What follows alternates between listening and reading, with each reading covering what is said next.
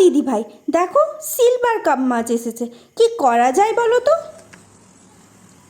করা তো অনেক কিছুই যায়, চল আজকে সর্ষে পোস্ত দিয়ে মাছের ঝাল করি। ঠিক আছে।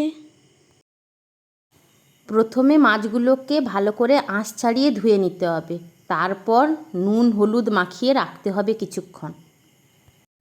ওকে, তুমি মাছগুলোকে ভালো করে মাখিয়ে রাখো, ততক্ষণে গিয়ে আমি পেঁয়াজ, কাঁচা লঙ্কা আর টমেটো কুচিয়ে ফেলি। তবে আর দেরি কেন, কড়াইতে তেলটা দিয়ে তেল গরম হলে একে একে মাছগুলো দিয়ে ভেজে নেব।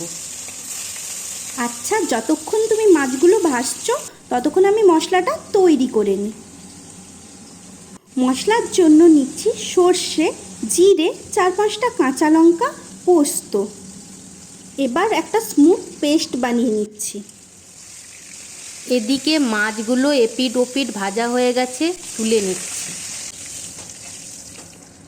ওই একই তেলে ফোড়নে কালো জিরে, পেঁয়াজ, কাঁচা লঙ্কা কুচি দিয়ে নরম হওয়া অবধি নাড়াচাড়া করব।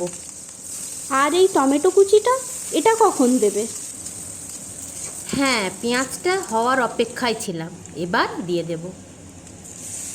টমেটোটা নরম হয়ে এসেছে, এবার ওর মধ্যে অল্প পরিমাণে চিনি, হলুদ গুঁড়ো, লঙ্কা গুঁড়ো দিয়ে ভালো করে মশলাটাকে কষিয়ে নেব।